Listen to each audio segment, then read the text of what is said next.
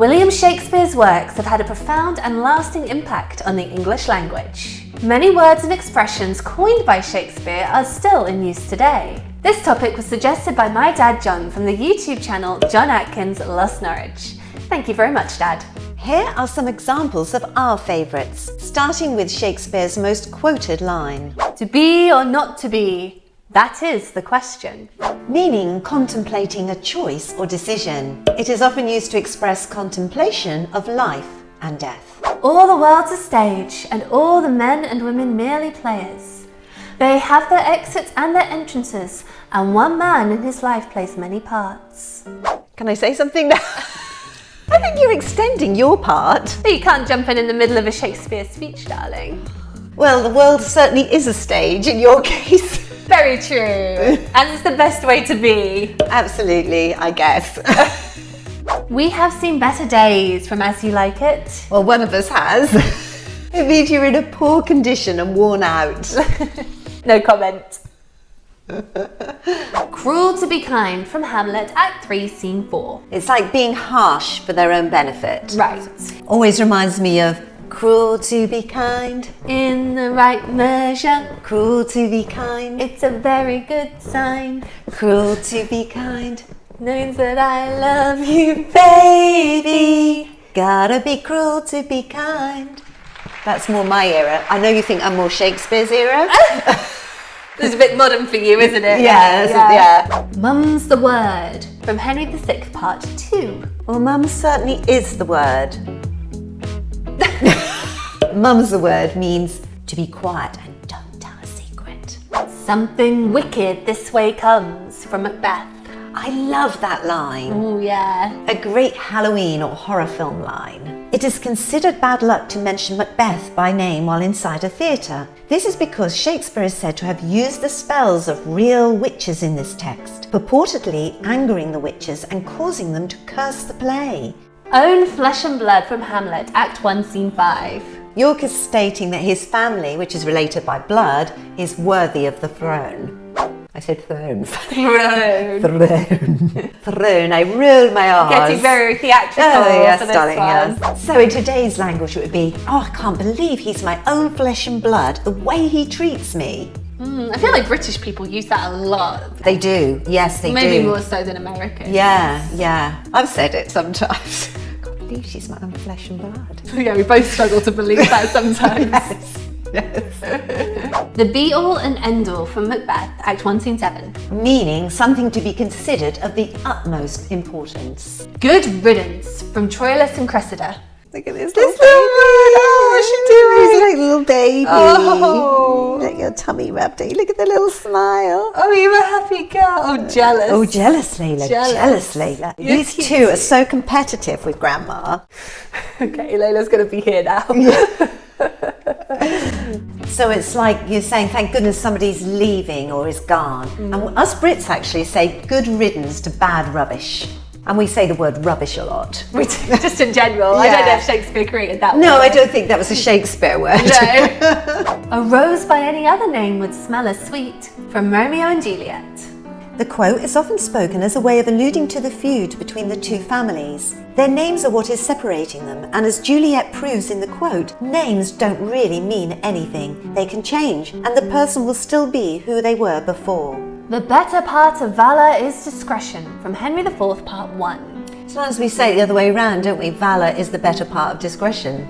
Yeah. I've heard it said that way round. Maybe people just got it wrong, or I don't know. Maybe we've got Maybe it wrong. I've just got it wrong. Yeah. So it means basically sometimes it's best to be cautious rather than behave recklessly and make a bad judgment. Melted into thin air from The Tempest, Act 4, Scene 1. That's a nice sort of saying, isn't it? Just melted into thin air. Yeah. Magical. It is magical, yeah. Especially if it's something that you want to disappear. Often it isn't though, is it? No. No, I've seen this pot of gold and it's just melted into thin air. This above all else, to thine own self be true, from Hamlet. So this is emphasising the importance of being authentic and true to oneself. And I think that's a very appropriate message for this day and age. Oh yes, when there's so many things trying to make you Fake. fake. Yeah, Yes. then there's so much fake and people trying to be something they're not. He was very wise, wasn't he? He was wise, yes. The clothes make the man, from Hamlet Act 1 Scene 3. The way we dress actually influences the way people perceive us. I don't know what my outfit is saying about me today. Please do not comment below. Yeah. People do respond differently to you, Depending on how you're Yeah, dressed. exactly. Yeah, exactly. They really do. But to thine own self be true. Well remembered, yes indeed. Gets a bit confusing, all the Shakespearean advice. Thou hast spoken in great wisdom, dear daughter, of thine or mine.